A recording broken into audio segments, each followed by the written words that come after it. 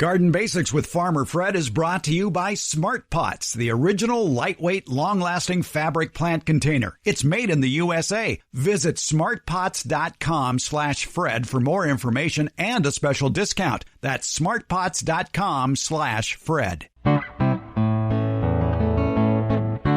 Welcome to the Garden Basics with Farmer Fred podcast. If you're just a beginning gardener or you want good gardening information, well, you've come to the right spot. In the last episode, as well as this one, we are looking back and checking out which topics and episodes of the Garden Basics podcast really hit home with you, the listener, in 2023. What were the episodes? What were the parts of those episodes that attracted the most downloads and the most listens? Last week, we talked about some of the most popular homegrown vegetables, including squash, onions, hot peppers, lettuce, and peas. And, of course, tomatoes. We had tips for garden success, advice for efficiently watering your garden, and how to start a fall and winter garden. Those were some of the most listened to topics of 2023. You can go back and listen to that whole episode, number 298. It's 2023's Greatest Garden Hits, Part 1. But wait, there's more, he said, channeling his inner Ron Popeil. This week, we present, if you will, the cream of the crop, the top 5 most downloaded episodes and their most listened to segments. They include more about America's favorite backyard vegetable, the tomato, including the easiest varieties to grow, as well as the best soil mix to use for starting tomato and vegetable seeds. Also, we have advice on starting a container garden and arranging an array of different plants in a single pot. And we're going to save the best for last, the absolute number 1 downloaded episode, not only for 2023, but for the entire run of the Garden Basics with Farmer Fred podcast, now entering its 5th year. So I'd like to share those with you now. They just might be topics that you missed the first time around, or you want to refresh your memory on a certain garden topic that got a lot of attention. And as I mentioned last week, it really is amazing what you can learn with a repeat listen. I always learn something new each time I listen to an episode. So coming up, the top 5 most listened to segments of 2023. It's part 2 of the Garden Basics Greatest Hits of last year. We're podcasting from Barking Dog Studios here in the beautiful Abutilon jungle in suburban Purgatory. It's the Garden Basics with Farmer Fred podcast, brought to you today by Smart Pots and Dave Wilson Nursery. Let's go. Have you ever wondered what are the top 10 garden vegetables that people grow in their backyard? Well, the National Gardening Association took a survey, and so did the Rapid City, South Dakota Journal newspaper, and together they came up with this list of the 10 most popular homegrown garden vegetables. Gail Pothauer is with us. Gail is the Sacramento County Master Gardener, vegetable expert extraordinaire. And Gail, it's no one's surprise that on the National Garden Association's list of the most popular garden vegetables, tomatoes is number 1 with something like 86% of gardeners saying that, yeah, we plant tomatoes. It's number 1 on every list I've ever seen, any book on tomatoes I've ever read. So yes, that's probably the reason why a lot of people got into vegetable gardening was to start growing tomatoes. So yeah, I agree, number 1. And especially with salsa overtaking ketchup as America's favorite condiment, I'm not surprised either that tomatoes are right up there at number 1 because, frankly, salsa is a lot easier to make than ketchup.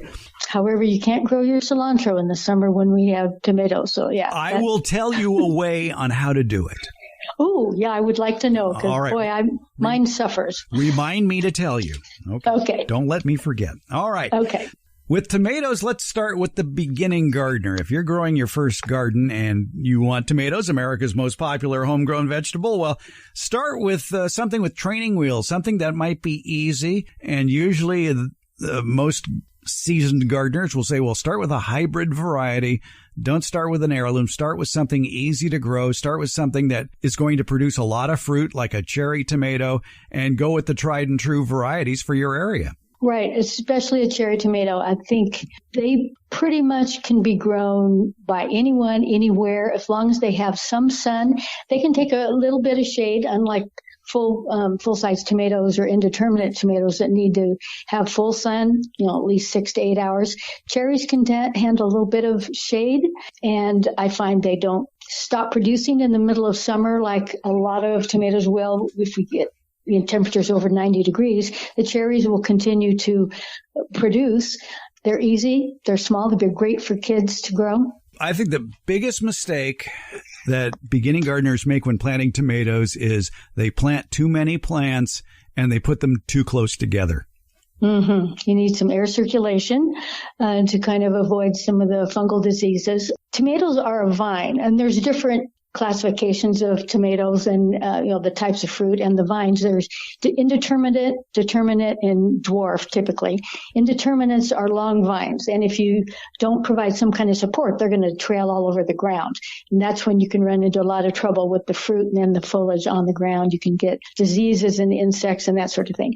So indeterminates need to be caged or staked some way. Exactly. Very good idea to train those tomato plants and using a stake or a cage. And you can make the cages.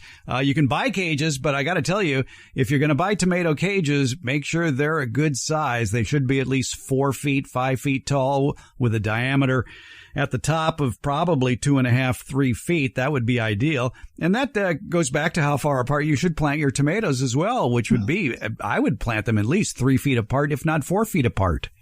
Right. I have 12-foot beds, and I will get 4 in there maximum, 3 or 4. So my cages are at least 3 feet apart, or at least the plants are 3 feet apart. And when you do it in a cage, you're able to keep all that foliage inside so it doesn't sprawl all over everywhere. So I get good air circulation. I have found that the 4 or 5 foot tall tomato cages generally aren't tall enough for some of the indeterminates, so I have to put in that extra piece to make it about 6 feet tall, because they can get 6, 7 feet tall. What are some of your favorite tomato varieties to grow? Ooh, it's like, what's your favorite child, Well, I'm kind of the heirloom camp, so I do a lot of open pollinated or heirloom varieties, mostly for the flavor. I may not get real high yields, but some of my favorite ones that I'm growing this year, one is Brad's Atomic Grape. It's an open pollinated one that Brad Gates has developed for his wild boar farms. And it's a kind of a grape tomato, which is a cherry, but it's elongated, kind of egg-shaped sort of, and it's multicolored. I think it's kind of psychedelic looking. It's got purples and greens and red stripes and streaks all through it. It's very tasty. It's got a good hang time. I mean, you don't have to pick it right now. It'll hang on the plant a while. I've been growing that the last several years, and it's become one of my favorites. I, too, have so many favorites. I really am hesitant to mention one or two, but you'll leave something out, Well, I'm going to defer to the vegetable experts at UC Davis at their Vegetable Research and Information Center, who, when recommending cherry tomatoes, they mention the cherry grande, the sweet cherry, the sweet 100, and the red cherry. And for container varieties, as far as cherry tomatoes go, they have Patio, Toy Boy, Better Bush, and Small Fry. Yeah, I find if you're going to grow tomatoes in a container, you don't want to do an indeterminate one because you'd have to have a huge container and it would fall over and be top heavy. So look for varieties that have Patio in their name, like Patio Boy or something, or a dwarf. It's a dwarf variety. That way you don't have to grow it in such a large container, and they'll do just fine. Some of those will need to still have some kind of cage, and I find on those really short container type tomatoes, you can use the tomato cages that you find at the garden center that are cone shaped. Mm-hmm. I use those for really small tomatoes, peppers, and eggplant as well. Yes, indeed. Yeah, I call them pepper cages, as a matter of fact. Yeah, that's mostly what I use them for. But when you asked about my favorite, one that I grew last year, I've been growing it a number of years and actually saving seed, is an heirloom. So I'm an heirloom lover. It's called Thorburns Terracotta, and it's this most amazing terracotta color. I mean, kind of orangey, olivey, honey brown, and it's amazing. The flavor's great. Had pretty good yields on it. I like Green Doctors. That's actually my favorite cherry tomato. It's a green cherry that's prolific, indeterminate, so it's a big plant. and it produces all season. I haven't had any cracking on it. And when it's ripe, and some green tomatoes are hard to tell when they're ready to pick, kind of turns yellowy. So it has a yellow cast to it. One of the hybrids that I've been growing in the last several years is Purple Boy Hybrid, and I've had really good luck with that. It's kind of a medium-sized black, they call black variety, which in the tomato world is kind of a dusky rose with purpley overtones, green shoulders. It's really good, a good producer. And then my favorite one to cook with is Goldman's Italian American. It's an heirloom from Italy, and it is large, squat, kind of pear-shaped red fruit, and has kind of pleats in it. Accordion-looking pleats. It's really interesting looking. The flesh is blood red when it's ripe and really meaty, not very many seeds, so it's great for cooking. I take it these aren't tomatoes you found down at Lowe's or Home Depot. No. And that's one of the reasons I start all my tomatoes ahead of time, usually early February or so, for transplanting out on your birthday, Fred, April 28th, so it's coming up. And I buy seeds. So you have a whole world of varieties to grow if you have seeds as compared to what's available as plants at the garden center.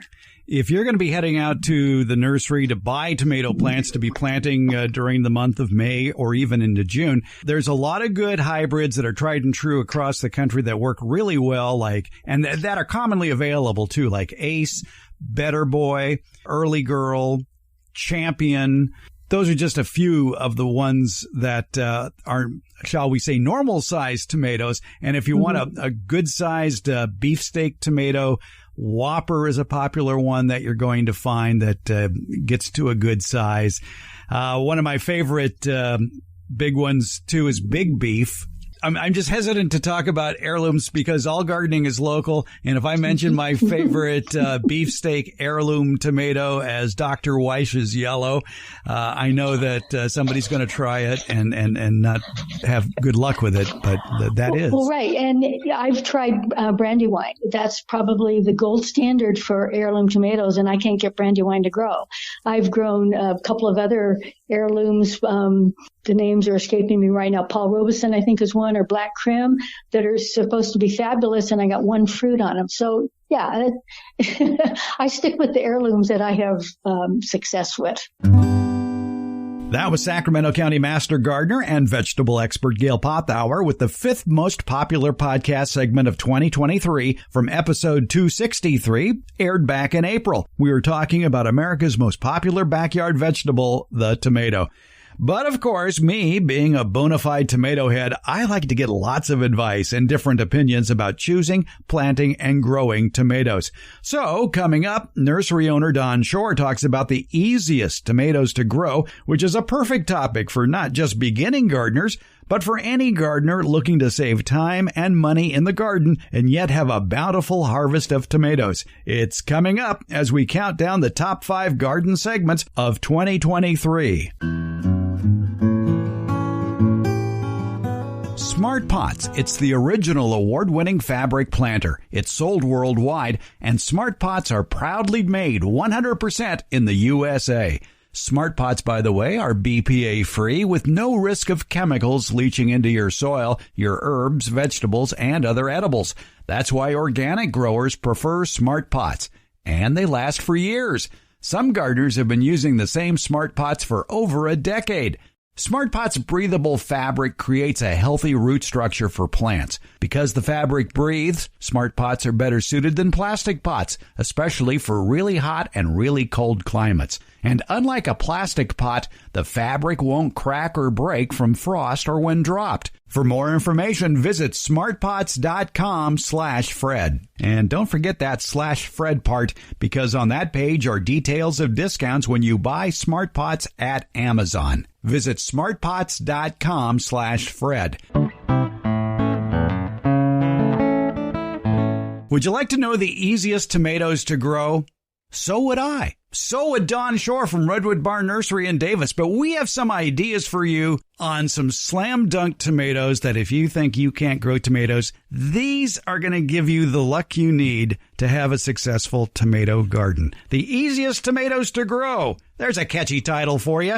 Let's pursue it. Don Shore is here from Redwood Barn Nursery in Davis, California. Don, you grow tomatoes. I grow tomatoes. We're happy growing tomatoes. We have our favorites. And there are some that do well for us year after year after year. Does that kind of consistency make them easy? I think easy refers to a couple different things. One is, do they produce reliably in your area? So if you have listeners all over the country, they do need to find which varieties are suited to their climate. So that's the first thing. Tomato varieties are often very local, but there are some time-tested hybrids, I'm going to emphasize that do well in most parts of the country and that are just reliable varieties that they'll just come up again and again. If you ask a group of gardeners almost anywhere, what are the varieties that do well in your area? There's certain ones that come up almost anywhere. New England, Mid-Atlantic, California, all these different places where tomatoes are grown. But to me, easy to grow isn't just yield. It's how easy is it for the gardener to manage this thing in their garden, because the tomato, as you and I know, is a very vigorous vine in nature, which will grow 10, 12, 15 feet, run all over the place.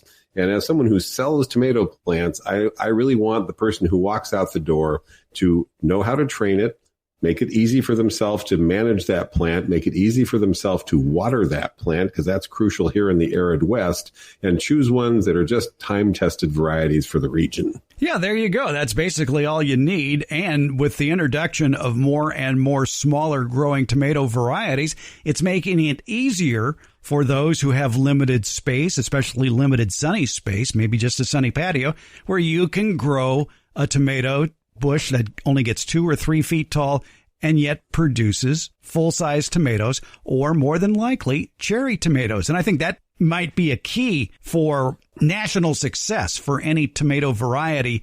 Is it a cherry tomato? Then chances are it's easy to grow. I think the smaller fruited ones in general are going to be easier for most people. So a cherry tomato is 1 to 2 ounces. There are a lot of tomatoes in the 2 to 4 ounce size range and a whole lot in the 4 to 8 ounce range. If you've ever grown early girl tomato, that's typically 4, 6, maybe 8 ounces at the bigger end of the scale. As someone who's grown a lot of varieties of tomatoes, I've had more things go wrong, typically with very large fruited varieties, in spite of the fact that you and I like to grow those because they're fun and they're impressive. They're the bragger type of tomatoes. And it really is cool when you get a 1 pound tomato and you can put it on a scale and take a picture of it and send it to all your friends or post it on social media. But things can go wrong with a tomato that has to expand to that size, get that full, takes 80 days from the time you plant it to ripen, a little more prone perhaps to blossom end rot and some of the other problems. So smaller fruited types are going to be your first place to go for easy to grow tomatoes. Obviously, cherry tomatoes are the best known in that category. Varieties like Sun Gold, Red Cherry, Sweet 100 Million, whatever version of the sweet you're up to at this point. And those are all great performers. But there's a lot of other small fruited types out there that are also reliable. There's a little bit different. Juliet is a really good example of a small fruited sort of pear-shaped tomato that's more meaty. I'm going to use an Italian name here. Principa borghese is an Italian variety that's grown primarily for sun drying. It has been a very reliable one. It's a 1 ounce fruit. So if you're a novice gardener and you're buying a bunch of tomatoes, please make sure at least one of those is one of these small fruited types, whether a cherry type or one of those other unique ones. Yeah, we'll get into some more of the names of the popular cherry tomato varieties. But let's spend a minute talking about the Principe Borghese, or however you say it. Close enough. Because you like that tomato. You talk about it a lot. And I was going through my garden diary that I've kept since 1990. Going through all the April and May records of all the tomatoes I've planted over the years. What is that, 32 years worth of tomatoes? Well, you're just getting started. Yeah, exactly.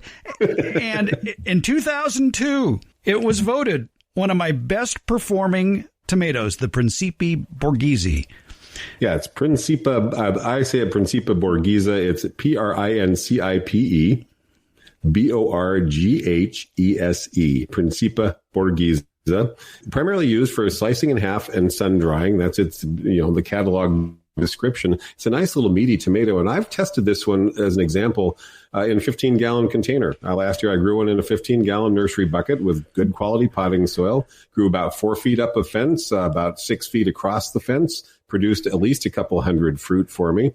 So it was one that did well in a container. And container gardening of tomatoes is challenging. It's been reliable for me every year. It's one that I like to use for sauces and salsa, but also the classic use for sun drying. I think the reason it won for me back in 2002 was it was producing tomatoes, it says here, in November. So that's a keeper. Yes. Yeah, but keeps on going. You touched on a very important thing, too, that a lot of gardeners would consider being easy, and that is it produces early, because everybody wants that 4th of July tomato, if you will. And those are hard to come by, considering that most of them have a 70, 80-day maturation process, whereas the cherry tomatoes, 55 to 65 days. Yeah, and you should probably describe what that 55 days means. Well, to me, it means that after I plunk it in the ground, after it's up a few inches or so, it'll start giving me tomatoes in 55 days or 60 days or 65 days. Right. So from the time of transplant, and most tomatoes are in the 80-day range. Right. There's always been very famous earlier ripening tomatoes, probably the best known one in the world being Early Girl, which I believe is 60 days or so. You mentioned 4th of July. Well, as it happens, that's a tomato variety. Yes, it is. It's a very early producing tomato variety. I believe it's listed at 45 days or something like that. And so out of curiosity, I've grown it a couple times and marked my calendar. And indeed, it's only about 6 or 7 weeks out that you are starting to harvest some. It's about a 3 or 4 ounce fruit. Very rich red, a good color, great flavor on that one. And so this is something to look at when you're buying tomatoes or choosing tomato seeds to start for your at the beginning of the season. How long do they say to harvest? And if it's 45, 50, even 60 days, that's early. And listeners in places with short seasons will do well. The other thing is, even if you're not really good at growing tomatoes, an early ripening one, pretty sure to get something to the finish line before the plant fizzles out from lack of water or whatever your problem is. Early ripening ones tend to produce very well, very quickly. And so Early Girl is famous. 4th of July is famous. But wherever you are, there's probably an early variety that's well known. There's varieties grown in Europe or Russia or places where they're way to the north, where they have to get that, they only have that short season. And so there's a lot of cultivars out there. Whenever I ask on a nursery group, what's your best-selling tomato? Invariably, Early Girl is on that list, as are the cherry tomatoes that we've mentioned. For our friends who are listening who live in the frigid north, there are a lot of good tomato varieties you can grow that mature in less than 60 days. Bush Early Girl, 54 days. Clear Pink Early, 58 days. Oregon Spring V, I guess that's Oregon Spring 5, 58 days. Polar Baby, 60 days. Prairie Fire, 55. Siberia, 55. Silence, 52. And there was one, here's one, Tumbler, 49 days. Yeah, and Tumbler is a great container tomato. It's bigger than a cherry tomato, but not by much. And it will, as the name implies, can be planted even in a hanging basket. Not in the Sacramento Valley. We're too hot and dry here. But if you're in a place where hanging baskets are an easy thing for you to grow, you can try some of those. And there's a lot of new ones out there. This is the thing I keep noticing as I look at seed catalogs. These companies have figured out there's a lot of people that want to grow tomatoes in limited space and limited season. And the early ones and the more cascading or compact growing ones are a really good way to go if that's your goal. I'm going to throw a curveball into this whole thing because I bet some gardeners are thinking, well, yeah, growing from seed's nice, but I said easy. What can I go buy at a nursery that's easy? So that brings up things like Sweet Million, Gardener's Delight, Sweet Gold, Sun Gold. Really, any of those cherry types are going to do well. And actually, Gardener's Delight is one, I'm pretty sure that was an All-America selection. Very good tomato for a wide range of circumstances. Almost everyone who plants it comes back and gives me good feedback on it here. And I've also heard that from more harsh climates, shall we say. We happen to be podcasting this from one of the best tomato growing regions in the world. We have a season that starts in, let's say, April and goes all the way into November. So we've got 6 whole months that we can grow tomatoes. And it's very common for people here to have varieties ripening well into November. I should mention those early ones also typically keep going. So Early Girl, it may stop when it's extremely hot, but if you keep that plant growing, keep it watered properly, it'll put on a whole nother bunch of flowers as we get into August. Those will set, and it's about 6 to 8 weeks from set to harvest. And so you'll be harvesting those August blossom set fruit in October. And typically that's my big month for harvest here. There are two of these cherry tomatoes that I plant every year, Sweet Million and Gardener's Delight.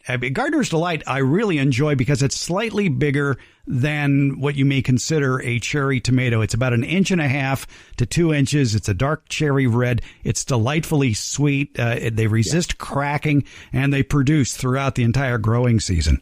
Well, and you mentioned the Sweet Million, which I believe started out as Sweet 100, so now we're up to even higher yield. And that group has, I believe, pretty good disease resistance. The other top seller still, far and away, is Sun Gold. Sun Gold blew away all the competition when it came on the market a couple decades ago, continues to be the number one selling cherry tomato out there, starts yielding 35 or 40 days after you plant it very commonly. It's usually one of the first ones someone posts a picture of. Hey, my first tomato is ripe. Well, it's usually Sun Gold. That's kind of cheating, but it will produce hundreds and hundreds of fruit under well-grown conditions, and at least several dozen even under adverse conditions. And I think that goes for most of these cherry tomato types. I should mention, if you're in a region where Brad Gates Wild Boar Farms tomatoes are sold, his Berries Crazy Cherry, I don't know if you've grown that one, Fred. Yes. It produces huge clusters, enormous amounts of fruit, very sweet, and people are really raving about that one. So that's turning into a regional favorite, and his seed is available now in other areas. So those of you listening outside of the Sacramento Valley could certainly find the seed next winter and get that one going in your own garden as well. Berries Crazy Cherry, I think, will be one of his real legacy tomato varieties. It's an interesting color. It's sort of a pale yellow. Yeah, I call it blonde. Yeah. It's a blonde tomato. Yes, it's not a red ripe tomato. It looks more like a grape. When I brought in bowls of them, the 3 different times people said, ooh, this is even better than Sun Gold. So that's high praise. Yes, it is. Now, speaking of gold, there is another cherry tomato that is easy to grow. It's very early, and it's an indeterminate, so you're going to get tomatoes throughout the entire growing season. It's Sweet Gold. And I have had great success with Sweet Gold over the years as well. So if you're at the nursery shopping for tomatoes and you're looking for Sun Gold, but you see Sweet Gold, don't bypass Sweet Gold. Pick one up. Plant them both. Yeah, there you go. So you mentioned determinate and indeterminate. And of course, that's jargon that we toss off all the time in the nursery biz. And we find that we do have to explain it to people. I think we should. Okay. So an indeterminate tomato is your typical tomato. It's a vine. Tomato plant is a vine that will continue growing, continue flowering, continue setting fruit under the right temperature conditions all the way until frost kills it. I mean, tomato plants are not true annuals. They're subtropical plants that, as gardeners in frost-free areas know, will continue to grow and produce even right on into the winter if they can. So these are big plants. And this is one of the parts of making tomato growing easy is how you're going to manage the plant. Stake it, cage it, train it somehow, and plan for that when you buy the plant, not a month later when it's running all over the ground. Plan ahead for this large plant. But if you want to have an easier experience and you're not a full-on avid tomato grower, you just want to try it out perhaps for the first time, look for the determinate types or the dwarf indeterminate types. And let's back up here. Determinate tomatoes tend to grow to a certain size, about 3 to 4 feet typically, flower a whole lot, set a whole lot of fruit, and then they're pretty much done. I'm out here in Yolo County, Solano County, where tomatoes are still one of the number one crops. These are what you see in the field. They grow to a certain size. They only get a couple feet by a couple feet. They flower, they fruit all at once. The machines come through and harvest them. They're done for the season. They do produce typically a lot of fruit all at once. And so if you're into canning, processing, freezing, all that kind of thing, planting determinate tomatoes, if you're limited for space especially, can be a real simple way to get a reasonably good number. Process them all, pull them out, and plant your Brussels sprouts. That's in mid-July, early August. It's time to move on to the other crop. You don't have to worry so much about staking or caging. Ace tomato, which is a classic, large-fruited, very good quality, very sweet tomato, typically grows to about 3 to 4 feet, produces a pretty good crop of 20 to 30 fruit, all at close to 3/4 pound, sometimes bigger. And that's generally almost it. I'm not saying they completely stop because they can flower and produce a few more, but they tend to be all at once in the season. And that can be very handy for someone who just doesn't have a giant wire cage or structure to train all these indeterminate vines on. Yeah, I think Ace is a good choice for a large-sized tomato that's easy to grow, but all tomato growing is local. So like you said earlier, Don, wherever you live in the country, check with your local nursery and find out which are the big tomatoes that people are raving about in your area, that you look at these people and you go, you're a gardener and you have success. I'll take one of those plants, please. Yes. Yes. Everybody's got a favorite. And then when you get to limited space, but you want them to continue, you look for this rather more complicated term, the dwarf indeterminate tomatoes. Husky series are well known for this. They continue to grow. They have short internode distances, which simply means they're more compact plants, which means that, you know, those tomato cages that we sell at garden centers that most normal tomatoes would grow out of by the middle of June? You mean the pepper cages you're talking about? Yeah, right. Tomato cages, 32 inches tall. Yeah, no tomato is going to stay in that typically, except for a determinate tomato or one of these dwarf indeterminate tomatoes. This is kind of a new category in some ways. The husky tomatoes have been around for a while. Husky red, husky gold, there's a couple of them, and they're great. They're, about 4-ounce fruit, good flavor, nice compact plants, but there's a whole bunch of new ones that I don't even know that well yet. My growers have them, the wholesalers I buy from, and they've got these funny names. I'm growing Little Sicily and Little Napoli this year. Never grown them before. I'll give you a report next year. Supposedly grow to about 3 to 4 feet and continue to flower and produce. So this is the difference. They don't stop like Roma does or Ace does or those canning tomatoes out in the field, but they stay relatively small plants and continue to produce right through the summer into the fall, or even here sometimes almost into winter. On the subject of cages, we should point out that part of having an easy to grow tomato is making it easy for the tomato to grow. And one of the ways to do that is to put it in a cage. Now, these cylinders that they sell at the big box stores, like Don says, is like, oh, they're perfect for peppers. They're only 2 or 3 feet tall. If you can find, and most of these big box stores are getting wiser now, and they're stocking more of the tomato cages that are 5 feet tall, 6 feet tall. Yeah. Those are the ones to get. Minimum 48 inches. 52 is a pretty common size. Look for a heavier gauge. Be prepared to spend more money on a better quality tomato cage, but it will last for years. Most of us at some point go out and buy concrete wire and make our own 5 and 6 foot cages because we want something even more substantial, but that's a pretty big undertaking. So just look for the bigger ones. Those small tomato cages just make me laugh every time I see them. A tomato that would fit in that doesn't need to be caged. Yep. I've grown Roma, for example, which is a very compact plant. It's a cool little tomato. People like it for sauces. It gets about 2 to 3 feet by 2 to 3 feet. You can just plant it like a bedding plant. Maybe get it up off the ground so the fruit isn't touching the soil, a little bed of straw or something underneath it, and it'll produce just as a freestanding little plant.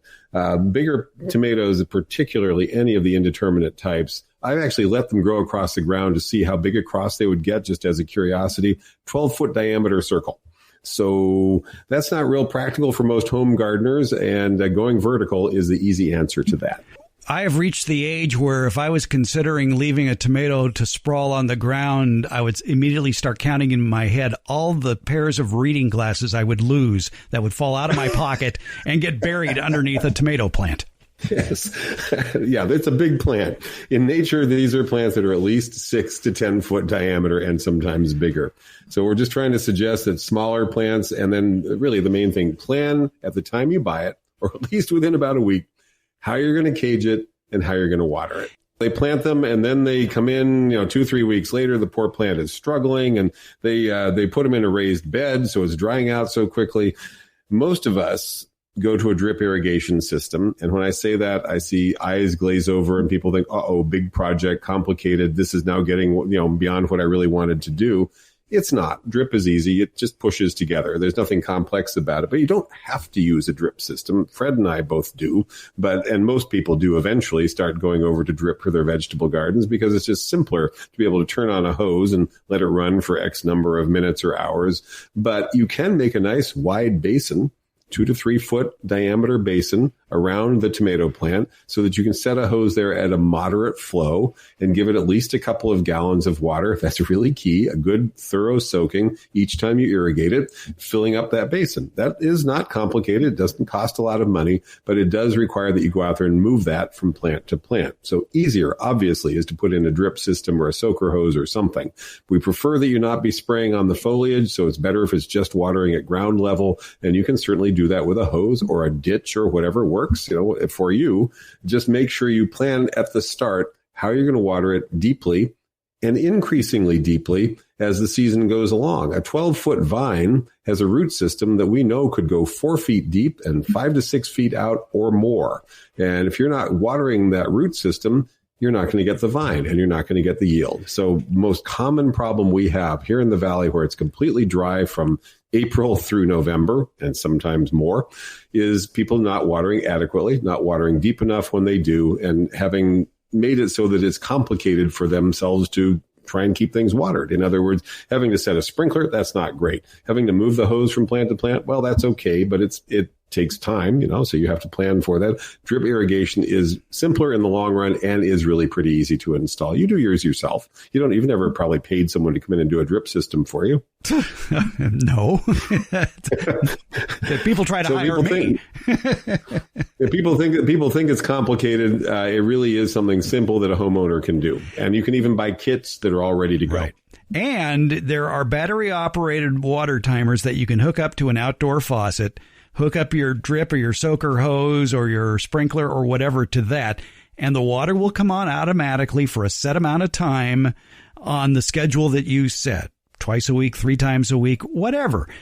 And I think that is one of the big problems, Don, with a lot of new gardeners is they get the burr up their butt in April and May to garden. And then comes July and August and it's too hot to go out there. Or, we're going to France or whatever. And so they kind of lose interest in the garden. At least if you've got an automated watering system, it will keep those plants alive till you get home. Yeah, even avid gardeners would have trouble hand watering their whole garden consistently. And that's the key thing, is consistent deep soakings. Tomatoes can take less frequent irrigation as the season goes along. You can water them deeply and infrequently if your soil allows that. And that's really a crucial thing. I'm on an area with great silty loam. I'm not gloating. I'm just happy. I can put a whole week's worth of water on a plant all at once, a good deep soaking. That's all I need to do. But as I've learned as a retailer, if I'm talking to someone and I'm talking about giving a deep soaking and then all of a sudden it clicks, oh, wait, do you have a raised planter? Because if you have a raised planter, you've got Fred's problem, which is the water runs through very quickly and doesn't spread out very much. And so you do need to learn how your soil is going to hold water, how you can apply it effectively. You may have to water more often if you have a raised planter bed. You almost certainly will have to the first year or two when you just bring in that fancy soil that you filled it with. And that's where that drip system is really going to make your life a lot easier. So I really do recommend, it's more of an expense at first, so maybe skip it the first year if you just don't want to spend the money. But I think in the long run, you'll get better results, better yields if you do put in at least a simple soaker system, whether you go to a full-on drip irrigation system or not. When you're looking for a drip irrigation system, look for inline emitters. The emitters are already built into the tube. You can't even see them. So you're not going to be spending half the time putting these outlets into a half-inch tube. They're already built in. It makes it much easier. There's no chance of you weed whacking them off, because you can't see them. They're built into the pipe. I've never done that. Turn on the system and see the fountain over there. Yeah, that's right. I mowed those weeds. I will mention one thing about that. There's some great brands out there. They're very well known.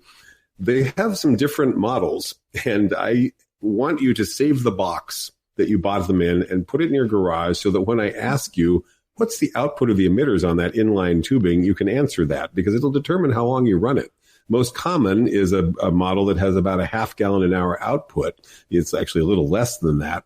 And I've calculated this with people that they're going to need to run that for either about 35 or 40 minutes every single day, or an hour and a half to 2 hours every few days in a typical raised planter bed in order to give it adequate watering. The drip irrigation is great because it puts out water slowly. So it's efficient. It soaks in. It penetrates the soil. But the drawback to that is that you have to run it for a long time. And when I tell people an hour and a half, they're aghast because they're imagining their lawn sprinklers. It's a very efficient way to water, but you have to use it correctly. How long, for example, do you run the drip system on your raised planters? I have improved the soil slowly but surely in my raised beds, so it is remaining there for a longer period of time. I've amended it with a lot of compost, a lot of mulch, and it does well. The drip lines, the parallel lines in a 4-foot wide bed, there are 4 lines in that parallel line system in that 4-foot wide bed. So basically they're overlapping by about 3 to 4 inches in that water footprint. So I'm getting equal coverage by putting in. You don't just put one line down a 4-foot wide bed. You shouldn't have more than 12 inches between parallel lines. Yeah, and you probably have to run it the first year when you first fill that bed. And this is a very common situation we ran into during the pandemic. A lot of people jumped into gardening, built raised planters, called the rock yard, had them deliver something called topsoil or something called planting soil or who knows what, usually sandy loam soil with some compost added. And they would put 2 or 3 lines down the bed and they'd run it and they'd have 2 or 3 strips of wet soil. You don't hydrate the whole bed when you do that. So you have to add you have to improve the soil and its ability to retain moisture. And you did all the right things there, adding organic material. I believe growing cover crops makes a big difference because the roots actually contribute to the organic material. One thing that I'll throw in is cut the plants off typically at the end of their season rather than pulling them out, except perhaps to inspect the roots. Mostly I just cut things off, let the roots disintegrate right there, and they add to the soil, soil moisture retention. And then top dressing, if you got some in it, and it doesn't really matter at that point. Good, inexpensive compost, you buy bulk wherever, another inch or 2 on the surface, regularly shading the soil, gradually working its way in. You can go from having to water daily the first year. Hey, you notice it holds water better the second year, the third year. So by 2 or 3 years in, you're getting something that's more akin to actual soil. If you don't water deep enough, and I run pictures of this every summer, about mid-July is typically when they start coming in. They're showing me pictures of plants that are getting drought stressed every single day. They're not watering deeply enough. So the poor roots of that tomato can never penetrate 2, 3, 4 feet as they would like to do. And so their poor plant is just barely eking out an existence. And they tell me, I only got 5 or 6 tomatoes at the end of the season. The roots couldn't develop. And so you do need to water deeply to get those roots down and hopefully even down into the native soil below, if you can possibly water that deeply, or if you have that opportunity, or if your soil allows that kind of thing. Slight digression, have had conversations with the customers who are doing square foot gardening. You're probably familiar with that one. Oh, yes. Yeah, it's a wonderful way to get started with gardening. And in the Sacramento Valley and places like that, it works great for your winter vegetables. But it's a mix of, peat moss, vermiculite, and compost, I think, is one of the iterations of it. That's going to dry out very, very, very quickly. And it's only a foot deep. So that's basically growing something in a container, which you can do. I do a lot of that, but I can tell you it's not the easiest way to grow something as big as a tomato plant. Yeah, exactly. By the way, Don, I don't know if you noticed or not, but we're in the 21st century now. And they have this nifty device that I keep in my soil. It's called the Rainpoint Bluetooth Soil Moisture Meter with Indoor Monitor. Basically, it's about a 4 by 5 inch blue rectangle with 3 spikes on it, about 8 inches long. You stick that in the soil. You go back in the house. You look at your indoor monitor. And the indoor monitor tells you how wet is the soil. And it also gives you the soil temperature. So you don't even have to go outside and put down your pants and sit on the soil to see what the temperature is. This device does it for you. And there are many other devices that are Bluetooth enabled, and they can be internet connected as well. And they even have systems that you can hook up to faucet to turn the water on when the soil actually needs the water. So for those who are listening and don't know why your teeth should be blue, you can also just take a trowel after you've irrigated and dig down there and see how far the water penetrated. That's the old school technique. But water moisture meters are really a very handy way to deal with this problem that you have with the raised planters and what you might call the artificial soil mixes. Now, native soil, if you've got good garden soil, that is by far the easiest way to go because you can give a good deep soaking and go several days between waterings. But in any event, to make it easy for yourself, plan ahead for how you're going to water And I love your idea of a timer, because that really can make it simpler just to have the whole thing happening automatically. Obviously, check on the soil moisture, make sure it's working. As I always say when someone's buying drip irrigation stuff, the plant performance is your best guide to whether things are working, not some calculation you did or your engineer friend who told you what the ET rate is and how exactly long it should be running and all that kind of thing. The plant performance and a little inspection of the soil will be your best guide to whether you're watering deeply enough and whether the plant is getting what it needs. The proof is in the tomato. There you go. All right. Well, I think we've exhausted the topic of what are the easiest tomatoes to grow. Don Shore's with Redwood Barn Nursery in Davis, California, redwoodbarn.com. He has a slew of information on a website that looks about as old as farmerfred.com. And yep, it's been around for a while. There's a lot of articles there. Yes. Old classic HTML coding. All right. Yes, indeed. And hey, it works. Just like growing cherry tomatoes works. If I would put one more thing out there, for novice gardeners, hybrid tomatoes are going to be reliable. So be sure when you're going out and choosing your varieties, you get at least one or preferably more of the garden hybrids, because they have been bred for yield, performance, and reliability. And the heirloom types, fun as they may be, can be very challenging. And just lots of feedback that I've gotten over the years where that heirloom didn't produce well, or, my Brandywine only gave me 2 fruit, or I tried this variety and it just didn't do well. We know Champion will work. We know Early Girl will work. We know Celebrity will work. And there's a reason that they are that they're so popular. They work in a wide range of conditions. So, and they also tend to have built-in disease resistance. That's right. Hybrid tomatoes, for the easiest tomatoes to grow, you can't beat them. If you're looking for something strange looking with maybe incredible flavor, try an heirloom or 2. Yeah. Balance your portfolio. Good financial advice from Don Shore from Redwood Barn Nursery in Davis. Don, love to talk tomatoes with you. Thanks a bunch. Thanks very much. That was nursery owner Don Shore talking about the easiest tomato varieties to grow, originally aired in episode 248 last January. Coming up, we talk with noted garden author Pam Farley. She's known far and wide as the Brown Thumb Mama. She has tips for small space gardeners especially. It's all about container gardening basics. And it's number 3 of the top 5 garden segments of 2023 on the Garden Basics with Farmer Fred podcast.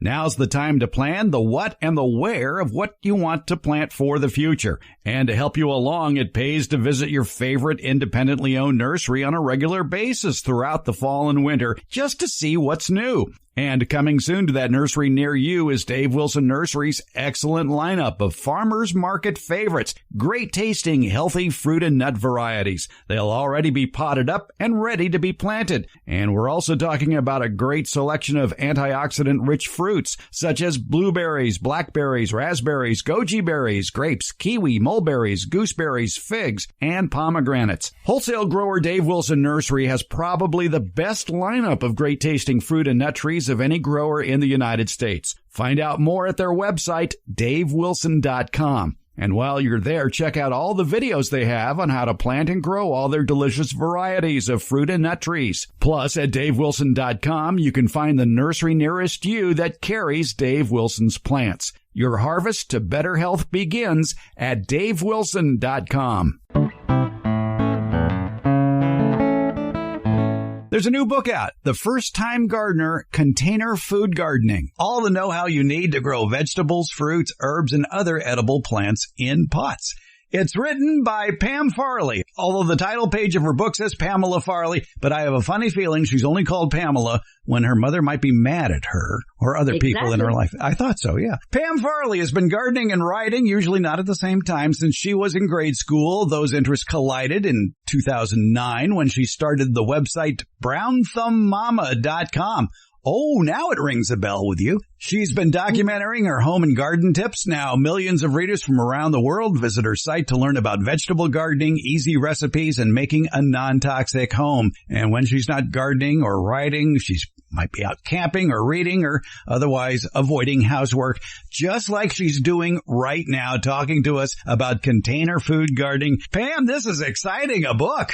Thank you. It certainly is. And it's a book that is very necessary in the 21st century, what with smaller yards, and new gardeners. You combine the two, and what do you get? A lot of container gardeners. Absolutely. It's the easiest way to get started. If you know what you're doing, and it doesn't take much, and your book is a good guideline to get started with container gardening, because there are sure a lot of myths about container gardening, and we may get into some of that later on. And certainly in your book, you cover just about every type of food you can grow in containers.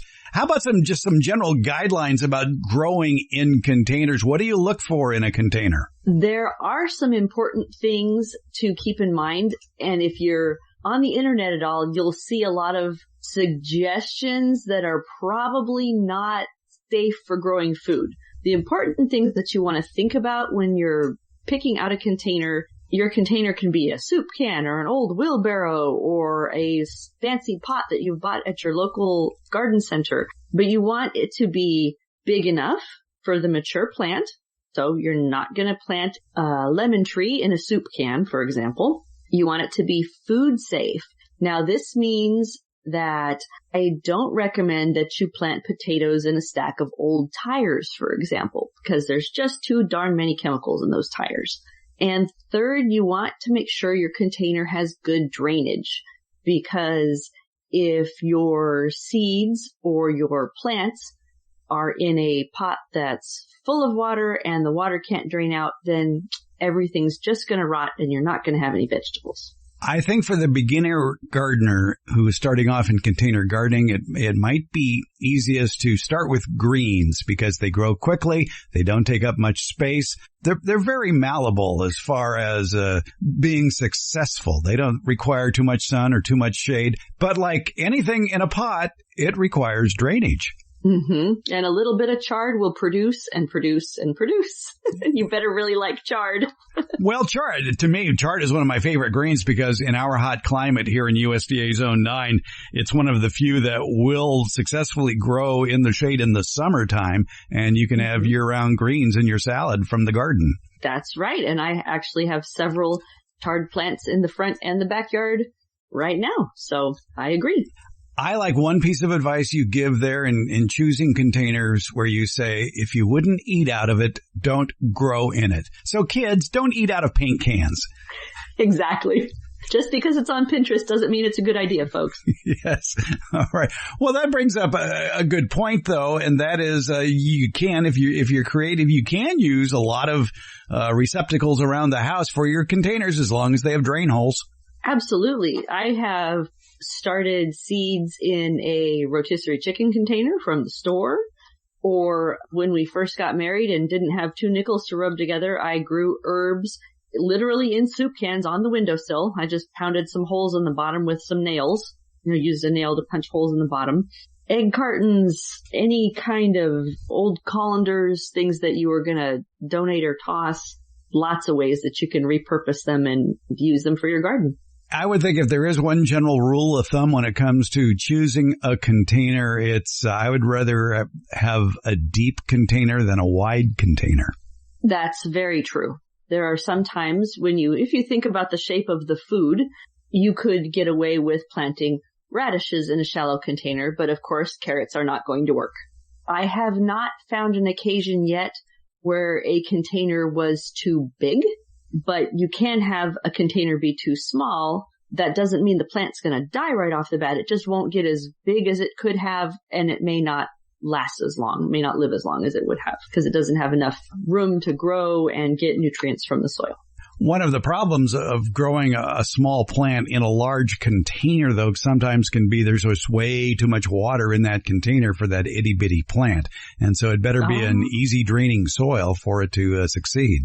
That's true. And another good point, because you don't want to scoop up garden soil and plop it in a container for most of us, I should say. Most of us, our garden soil is pretty heavy. In this part of the state, it's got a lot of clay, doesn't drain well. Better to mix up or purchase specific container gardening soil that's a little lighter and drains better. The one lesson I've learned after all these years of potting soil is, like you say, it really doesn't matter. You can choose your favorite potting mix or the least expensive potting mix.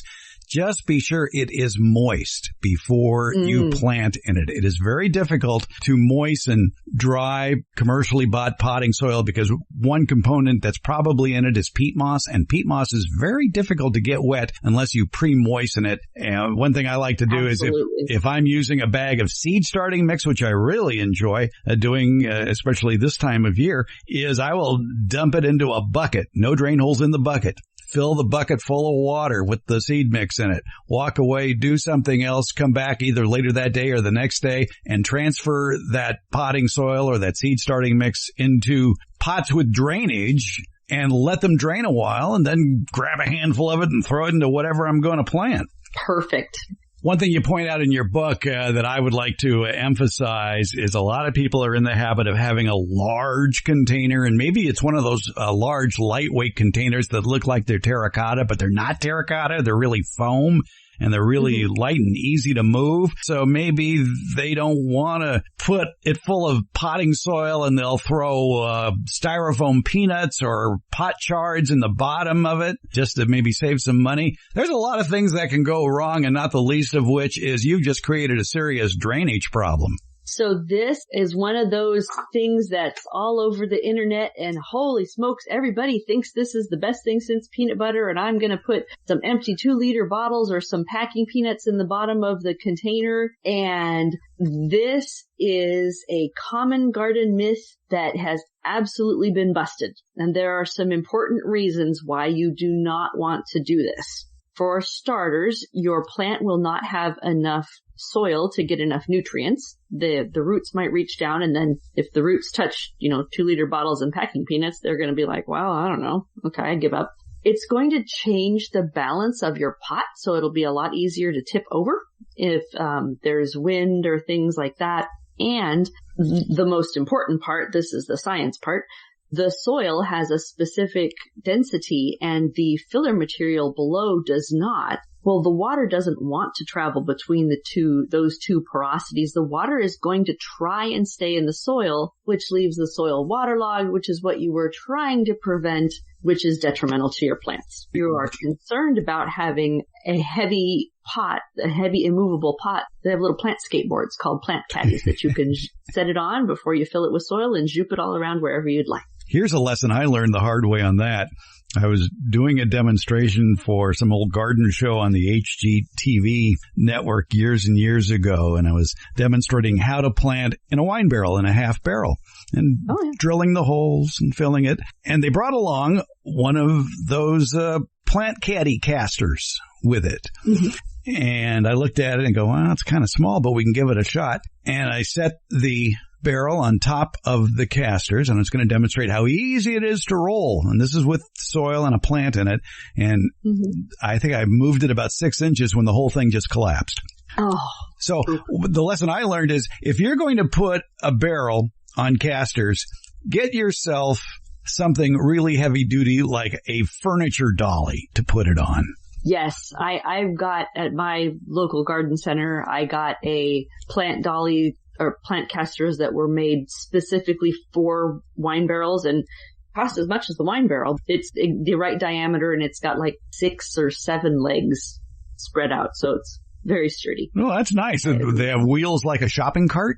Yeah, it's like, it's a caster thing with did it have a support caster in the middle? I don't remember, but it did have one on each end. It was very sturdy and very expensive.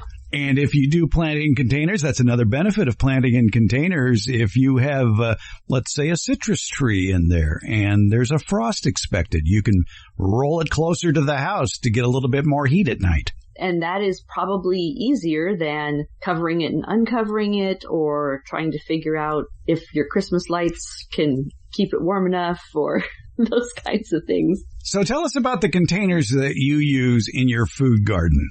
I have just about every different kind. One of my favorite containers that I have quite a bit of in the front yard are smart pots, which are sturdy fabric pots with handles. And I have them lined up next to the driveway where they get the best sun. I've got some chard and some broccoli in those right now. I've got a few shallow terracotta containers that I think the folks next door gave me when they moved away. And I've got green onions in those at all different stages of growth. I have harvested green onion seeds for ages. So every few weeks I fill up another container and sprinkle some green onion seeds in there. So I'm always prepared. So of course, half wine barrels. Let's see. I have an orange tree in one. I've got a couple with blueberries, and I do have some of the traditional resin, the pretty decorative containers, mostly smart pots though. I would say by number, they win hands down. And they last for years. And yes, Smart Pots is a sponsor of this podcast, but like I tell you every week in the commercial, I use it. I've purchased them. I would purchase them again. They last for years, and they don't create root problems either. They air prune because of all the microscopic holes in them. And I just did a test comparing Smart Pots to a ceramic pot and a fiber pot growing roses. And I grew roses in them, a rose plant in each of them for a year, and then mercilessly killed those roses off just a couple of weeks ago because I wanted to see the roots of the plant to see what they looked like. And the root system of the Smart Pot grown rose bush had 4 times the weight, and that's just the root part of it compared to the fiber pot. So it encourages roots. You don't get any circling roots, and they don't find their way out and anchor themselves in the ground either. So I was impressed with the size of the roses too that were grown in the Smart Pots versus the fiber pots as well. Awesome. Yes, I used Smart Pots for years, and wouldn't have mentioned them specifically except that I'm real happy with them.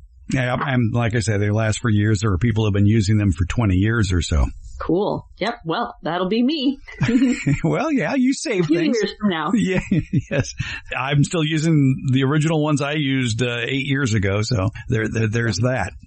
Getting back to the subject of drainage and using pots, one of the big problems with using pots is because of their weight, and you set that pot on the soil, there's a good chance it might clog those holes, that soil. Or if there's concrete below it, there's a chance that those holes could just become clogged, period. And you have some ideas on that as far as using maybe pot feet or pot toes. Absolutely. So there are a few different reasons that the drain holes can get clogged. Of course, there can be roots, or the soil just gets compacted, or, there might be some buggos down there clogging up the holes. And there are a few different ways to handle it. There are fancy little lift gizmos called pot toes or pot feet that you can use that raise the container up off the ground just a little bit. 1/2 inch is all you really need. Or you can use the very fancy Pt.2 brick, which is a highly scientific method, or a little scraps of wood, things like that. If you raise up the pot and you find that the water is still not draining right, then the soil could be compacted. Probably want to gently tip the container over, then use a chopstick or an old pencil and poke the drain holes a little bit from the bottom up to break up the soil and get things to drain better. Let's talk a little bit about container aesthetics. Now, I have no sense of design, but I know most people do. Where would you use cylindrical containers or square containers or rectangular containers in the garden for it to look nice? So I confess that I am a vegetable gardener and not a landscape designer on purpose, because my key criteria is, will the food grow in this container? Yes. Okay, good. So I actually had to consult with some friends who know what they're doing in that regard. And there are some things that can help you arrange your vegetable garden so that it looks the best. Obviously, there are a bajillion different sizes and shapes of containers. Like I keep talking about the soup cans on my windowsill. And there are beautiful decorative containers at the garden center. And there are 5-gallon buckets from the bakery. So there's all different shapes and sizes. There are some things that you can consider for aesthetics and placement so that your garden looks as aesthetically pleasing as possible, especially if you're doing container food gardening in the front yard and you might be concerned about what the folks across the street or the neighbors walking their dog might have to say. So if you have a cylindrical containers, so like the half barrels, the pretty decorative urns or containers from the garden center, those look great in the corner of the yard, or maybe if you don't have a tree in the center of your yard, you can use one very large striking container as a focal point. If you have several wine barrels, you can use them as a border or a more rustic look. So square containers, which sometimes if you're upcycling different things or if you're building your own wood boxes, because they're square, they have to be placed more precisely. They can be, depending on the material they're made out of, they're more modern looking, more sleek. Some styles of houses, it would look discordant to have a craftsman style house with a metal watering trough planter, or sometimes it's just incongruous.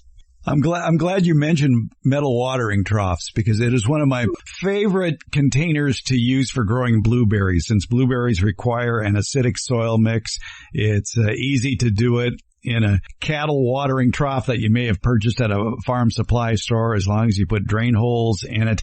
But I've been seeing a lot of people using those containers as all their containers in the front yard. And if they're unpainted, if they're that bright silver, it's kind of garish looking. What's nice is those metal watering troughs usually can be painted with tractor paint because it sticks better to metal. And there's like 3 or 4 good colors when it comes to tractor paint. You've got, Ford Blue, John Deere Green. You've got Ford Blue, International Harvester Red, Kubota Orange, things like that. And it just adds some nice bright colors to those rather stark looking watering troughs.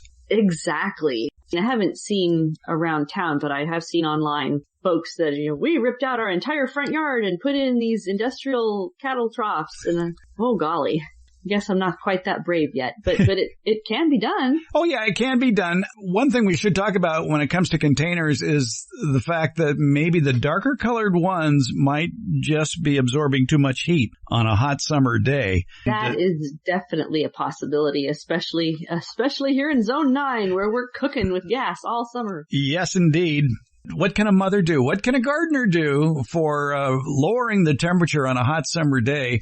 A black plastic pot. I hope that you have moved beyond black plastic pots, but if that's all you have, I understand. But there are some mitigations to bring the temperature down in those containers in the summertime. I would say, yes, if all you have are black plastic containers, perhaps you can put them inside a larger decorative container and use a cache pot is the term for the fancy outside container, which disguises a more plain inside container. And that would certainly bring the temperature down. If you're trying to bring down the temperature of a black plastic pot in the summertime and not cook the plant that's in there, because it can reach 140 degrees in as little as a half hour if the sun is hitting that black plastic pot on a hot summer afternoon. Putting it inside a larger pot is a great idea. Even better is to put it in that larger pot and then fill that air gap with like wood mulch there to give it some more insulation from the heat. Now, there are some people who will wrap the outside of the containers with a reflective substance like aluminum foil, and that will work. That will keep the temperature down in the pots. But then again, your neighbors may think that you're signaling the UFOs where to land. Exactly. That could be a problem. In your book, the First Time Gardener series, Container Food Gardening, you have some great pictures, lots of great pictures, as a matter of fact, but you have a good set of pictures that delineate exactly how to drill holes in the bottom of a wood barrel. And you can refer to that if you want to figure out how to do it. I always get confused, though, about when somebody gives me a pot that doesn't have drain holes. All right, I'm going to have to put a drain hole or two in this. How do I do it? Which drill bit do I use? I know my way around power tools a little bit, but I tell you, it pained hubby greatly to be taking the pictures while I was drilling these holes, because he was like, oh, oh, what about, oh, hey, oh, but there are different kinds of drill bits that you need to use and different techniques. Wood is pretty easy. You just use a standard drill bit. But if you're drilling like terracotta, you need a masonry bit. My best suggestion if you're doing glazed ceramic is only buy them if they already have drainage, because they are very expensive. And if you drill through with your expensive diamond tipped drill bit and then you break the pot, you are going to be mad, mad, mad. And of course, if you're doing the big metal trough, like I've seen, then you need a metal bit and you have to go really slowly because it's going to heat up. It's tricky, but it can be done. Yes. And wear eye protection. Absolutely. That is, yes. It needs to be said every time. My wood boring drill bits are my best friend. They have the centerpiece of my pegboard in the garage. And they range from about a 1/4 inch diameter up to 1.5 inches. And for barrels, I like 3/4. You talk about, I think, 1/2 inch, and that's fine if you do enough of them. And the nice thing with wood barrels is you're not going to break the wood barrel. Exactly. Yes. Any first-time gardener is going to have issues. That's okay. You're gardening. It's fun. And for a lot of people, the first garden is their favorite garden, no matter what happens. But you may have issues. And in Pam Farley's book, The First Time Gardener series, Container Food Gardening, she has a troubleshooting guide. And Pam, your plant problems section tackles problems with the plants, and not only a lack of production, but also stems and leaves and what they look like, the leaves. Exactly. So one of the things that was really important to me in writing this book was that I wrote it for the beginningest beginner. There are so many people have come to me and said, oh, I think this is a silly question, but there's no such thing as a silly question. There's no question that's too basic, which is why in the book I talk about how do I plant a seed? I show pictures, step-by-step pictures. How do I plant a seedling or a transplant from the nursery? Not everybody knows that, and there's nothing wrong with not knowing it. If you've never done it before, how could you expect to know? Exactly. I was talking with a friend who's an expert seamstress, and I needed her to replace a zipper. And she said, oh, well, that's easy. That's not a problem at all. You don't know how to replace zippers? And I said, oh, good heavens, no, all I can do is hem things. And then we were talking about gardening the next time we got together. And I said, well, just put it in your compost bin. And she said, I don't know how to make compost. And I thought, well, that's as easy as pie. How can you? But if you don't know, you don't know, and that's okay. Yeah. I still don't know how to replace zippers either, but that's all right. That's why God made Velcro. That's why we have friends that know how to do these things, right? Exactly. It all comes together. It wouldn't be the same if everybody knew everything. Right? Yeah. Yes. And that would be boring. In your experience with first-time gardeners, what are their usual panicked questions? A lot of the time, so I have seen, again, online and with friends, the first time a corner of a leaf changes color. Oh no, the corner of this leaf, it's yellow, and and is my plant dying? No, your plant has like 500 million leaves, and it's gonna be okay. But I've included some pictures of leaves and sick plants and sick leaves. So you could say, oh, my zucchini plant, it looks like there's flour or white powder on the leaves of my zucchini plant. What's that? And you can look in the troubleshooting section and it says, oh, white powder on leaves. Well, that could probably be powdery mildew or another fungal infection. Here are some things you can do. Or, well, there's squiggly lines on the leaves of my pepper plant. Well, you can look up squiggly lines. That is probably a leaf miner, which is just a bug that likes to go through and munch through the leaf and makes little squiggly lines. Not the end of the world. Not going to kill your plant unless it gets carried away. That's something that's different with this book is you don't have to know what the problem is before you look in the troubleshooting section. You don't have to look at this and say, well, maybe that's sun scald, or maybe it's blossom end rot, or maybe you don't have to know those things. You can just look and say, there's this white spot on my bell pepper, and you can look it up that way. What I like too about your solutions is you start with the least toxic alternatives, an integrated pest management approach. Always. Always, always, always. And your garden hose could be your best friend when it comes to controlling insects like aphids. Definitely. Just spray them off. Yeah, always start with the least toxic alternative. And a lot of people, too, when it comes to garden problems like a yellowing leaf or some sort of spots on fruit, for example, they may say, oh, the plant needs water. Not necessarily. Always check the container for its own moisture. Get yourself a moisture meter or stick your finger down there and see what the moisture is like 8 inches down where the roots tend to be. And one of the things that surprised me when I was researching is blossom end rot is something that comes up in the summertime enough, where the base of your tomatoes gets black or leathery. And I learned that sometimes, not always, sometimes it can be caused by fertilizer that has too much ammonia.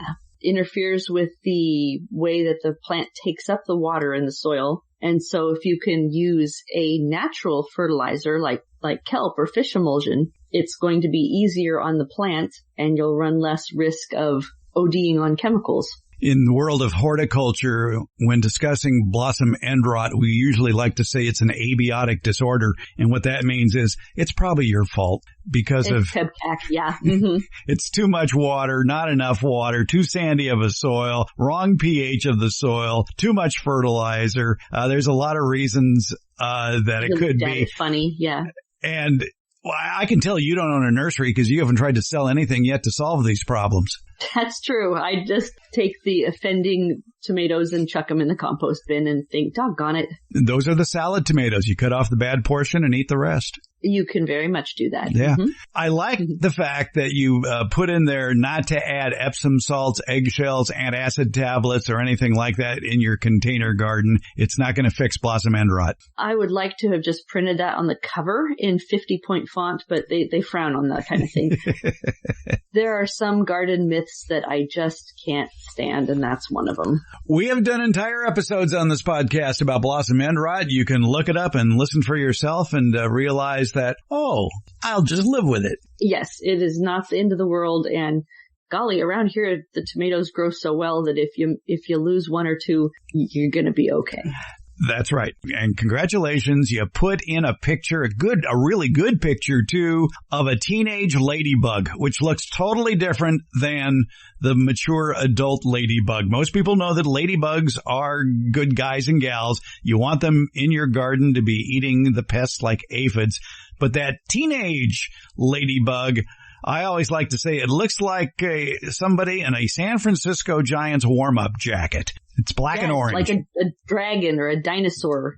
Yeah, yes. They're super cool looking, but if you don't know what they are, you might think, oh my gosh, a bug! Yeah. And squish it. Identify all pests before you take action. Wise decision. Especially in their younger stages because they can look totally different. And it's usually, just like in real life, it's the teenage ladybugs that eat the most aphids. The teenagers, yes. I can confirm this with the teenagers in my house. Yeah. The teenagers eat more than everything.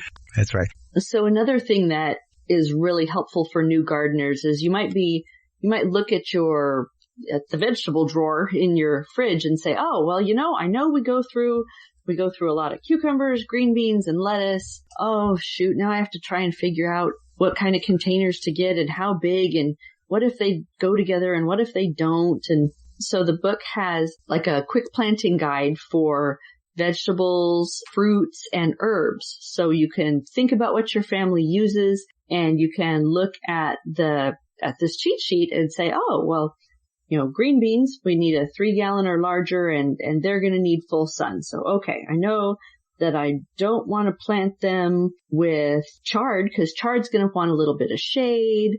And I definitely wouldn't want to plant them with something that needs full shade. So you can look at the chart, figure out what kind of containers you need so you're ready when you go shopping and you know when to plant everything, what size container it needs, whether you want to plant it from a seed or a seedling or a transplant. Some plants, they don't grow as well when they're planted as a transplant or a seedling, garden center will sell them to you, but they might not survive. And then you'll feel bad, and it's not your fault. Yes, that's so true. Yeah, the quick gardening guide is excellent in your book because you go on a plant-by-plant basis describing the container size that's needed, when to plant, whether you can plant from seed or whether you need to grow from a transplant, how much sun it needs, how much water it needs, fertilizer if it needs it, and also how long it'll be until harvest. And that's always important. Very important, yes. And it's worth pointing out that this is a book for beginning gardeners. So things that I at least find more challenging to grow, like broccoli and jicama, are not going to be in this beginner guide, but I do talk about them on my website. You do cover fruit trees as well. I do, because I have 8 at last count in my city garden. Congratulations. City How tall do you keep your fruit trees? Are they in containers? Some of the citrus trees are. The apricot is out front. I just got a couple of apples, and some of the citrus are in the ground and some are in containers, and they all top out at about 8 feet. Good for you. Pretty trimmed.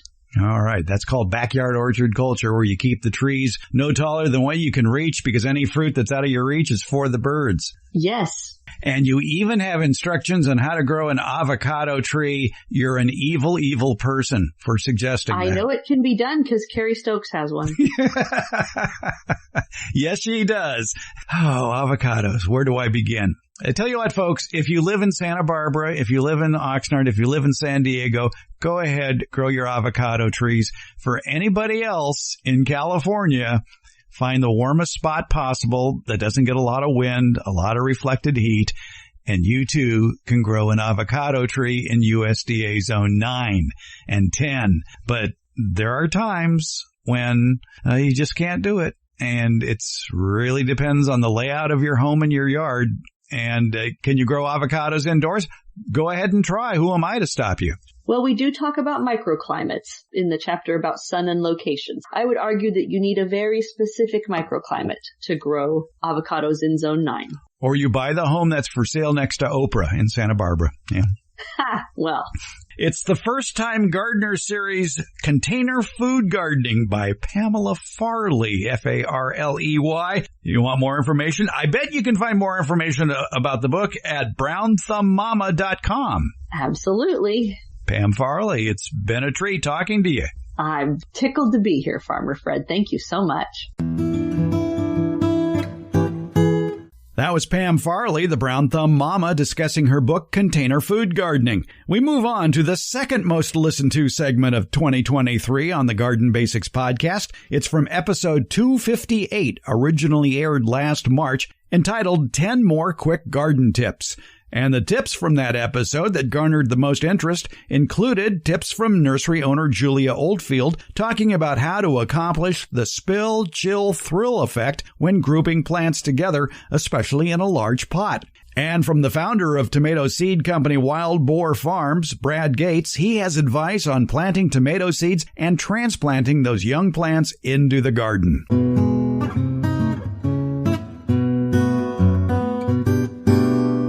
If you want to add some pop to your garden this fall, especially in USDA zones 7, 8, and 9, how about doing a little spiller, chiller, thriller display? Now, what is that all about? Well, Julia Oldfield has the answer. She owns Big Oak Nursery in Elk Grove, California. And Julia, what exactly is a spiller, chiller, thriller arrangement? Well, I'm glad you asked, Farmer Fred, because fall is a great time to add some pops of color around in your yard.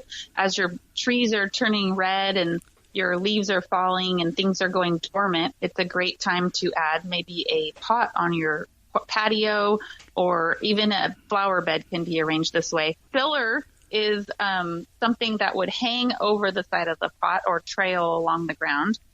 We like to use it's not new anymore, but it's something that not a lot of people know about. They call them cool wave pansies. If you know what a wave petunia is, they are these big giant petunias that will hang over the side of your pot. And they've developed a pansy that will also trail the same way, so it will hang over the side of your pot. And then you have your chiller, which just sits in the center, and it's primary job is to fill the pot up in the middle and just chill and sit there and be beautiful. We like to use ornamental kale. You have your purples and your pinks and your white. And then you can even add some calendulas, orange and yellow. Those are good fall colors. The orange calendula with the purple kale is absolutely stunning together. And then you'll have your thriller, which is the plant in the center that sticks out of the pot and just pretty much waves at your neighbors because it's so beautiful and so tall. We like to use the taller snapdragons. They will just bloom and bloom, and they come in all the different colors. So you can really get a mixture of colors or your favorite colors together. And it just really fills in your pot and makes your pot look full and just absolutely stunning. And you can do it in your flower bed too. You can have the lower pansy in the front, and then a medium plant like a calendula. And then in the tall back, you have your snapdragons, and that way you can see the 3 layers. You know, if someone's driving by, they can see all 3 layers because you have them arranged by height. What a great display of color for the gray days ahead. A spiller, chiller, thriller of cool season plants. The cool wave pansy in the front, trailing over the pot or in the front of the garden. The chiller, the standout color that's, I won't say permanent, but it lasts a long time. The ornamental kale and the calendula. And then that big plant in the back or in the middle of the pot, the thriller, those snapdragons that can get 24 to 36 inches tall. Julia Oldfield, thanks for explaining Spiller, Chiller, Thriller for us. You're welcome, Farmer Fred. If you're in tomato planting mode, maybe you're starting seeds, maybe you're transplanting tomato plants into the garden, how deep should you plant them? And is there a substitute for a very expensive seed starting mix? Brad Gates at Wild Boar Farms has some suggestions.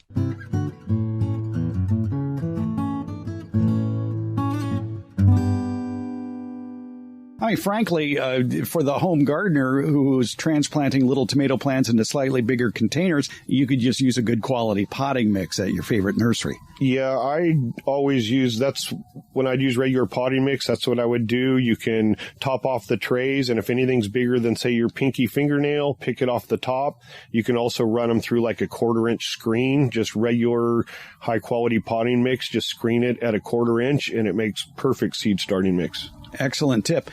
And of course, as the tomatoes grow in that 3.5 inch pot, they can get kind of lanky too. But if you give them full sun, like what you have here in this greenhouse, they will tend to be fairly upright. But do you find you have to prune them? No, if you give them plenty of light, and that's why I like the cool nighttime and the not too hot during the day in here, will make them a little bit stockier.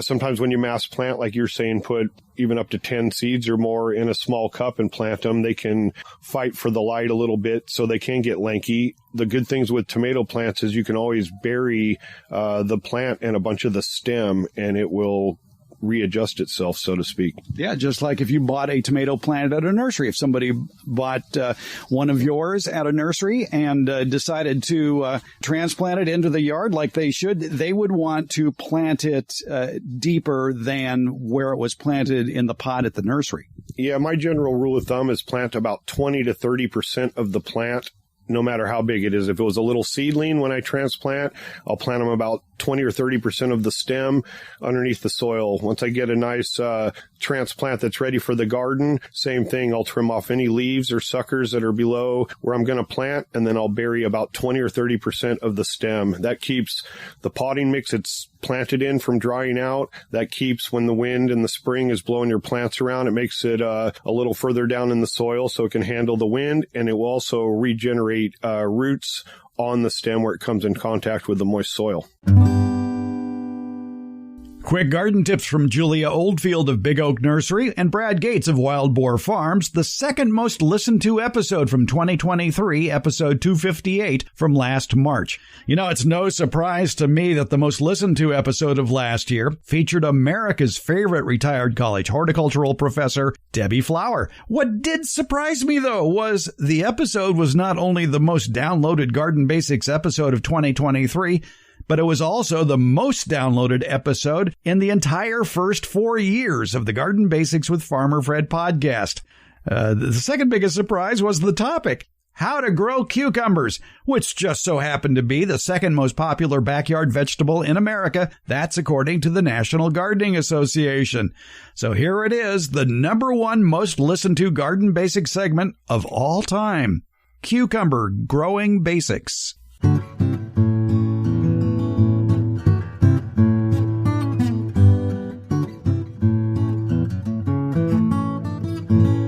A while back, we were talking about the top 10 vegetables that are grown by gardeners in these United States. And I was surprised to learn that the number 2 most popular vegetable grown in the United States are cucumbers. Who knew? I thought it would be peppers or maybe zucchini. No, zucchini was number 6. Sweet peppers were number 3.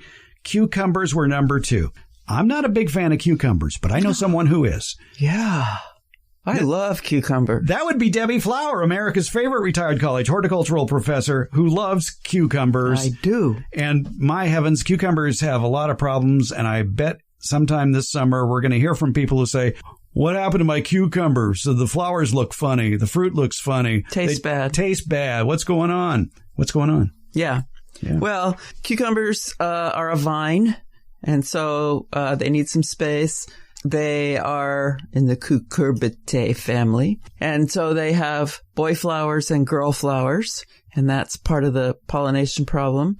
And they need regular moisture. If you let the plants dry out between irrigations, that's when your fruit tastes bad. There's more and more breeding going on to prevent that.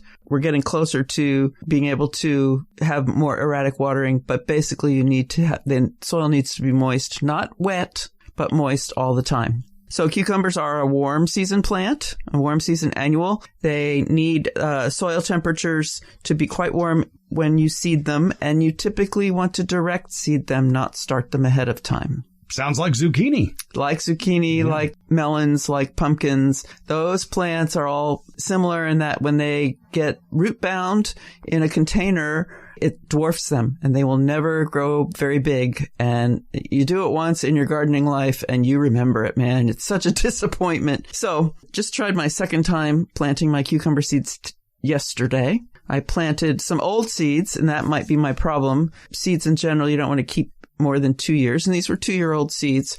And I stored them correctly dry in the refrigerator over the 2 years, but they just didn't germinate. So yesterday I planted fresh seed. So I would advise starting with fresh seed. Plant them directly when your night temperatures have settled at 50 to 55 degrees Fahrenheit. They need 6 to 8 hours of sun. That's considered full sun. And well-drained, fertile soil and regular moisture. Can you grow them in containers? You can. There are some bush-type cucumbers that are smaller and can be grown in containers. The containers should be pretty big. 15 to 25 inches? Yes, or so? half barrel. Yeah. Make sure they have drainage holes, and if they're a dark color on the outside, wrap them in aluminum foil. That's There you go. Yeah. Or paint them white, or put some light color on the outside somehow. According to the cucumber heads at UC Davis, for containers, they like these cucumbers: Pickle Bush, Potluck, Parks Bush Whopper, Salad Bush, Space Master, and Bush Champion. Notice the word bush a lot. Yeah, that tells you something about right. that.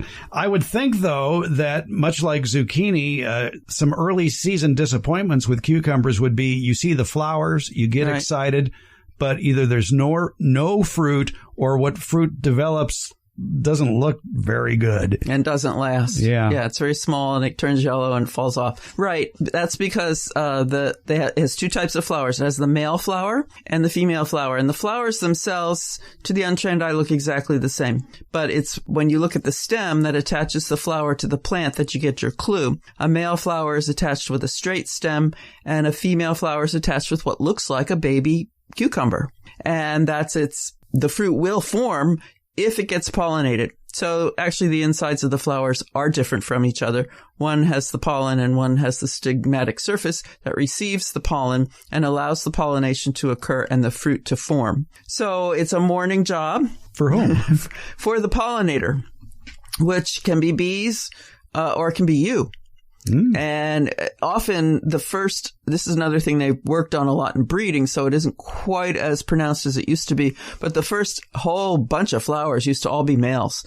Now it's the first few, and there were no females in sight. But the pollen has to be ripe, and the stigmatic surface has to be receptive, and there has to be a pollinator there to move the pollen from the boy flower to the girl flower. So it's a morning job. You can get up, go outside. I take off the male flower, take off the petals, and touch the tip of the male flower to the inside of the female flower. And that transfers the pollen, and then you're going to get fruit.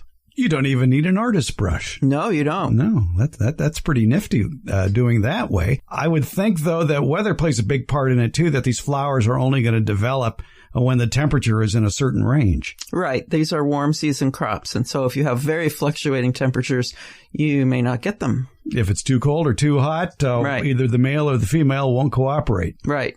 It's probably the female that isn't cooperating. I'd say the male. Well, I know they always want to play, but... Yeah, we're always ready. But no, it's too hot and they get headaches, or something. I don't know. Blossom end rot. I wouldn't think blossom end rot would be a problem outside of tomatoes and peppers. I've seen it on squash. Yeah. Yeah, I had one growing it appeared in a compost pile, and I just let it grow, and it got blossom end rot. And that is, you'll read that it is due to calcium insufficiency in the fruit, and that's probably what it is. But in most cases, there's enough calcium available in the soil for plants to take it up. There's just not a regular source of water to take it to the plant roots. And so it comes back to regular watering again. When choosing a cucumber variety, we talked about what's best for like a container, the bush types. Mm-hmm.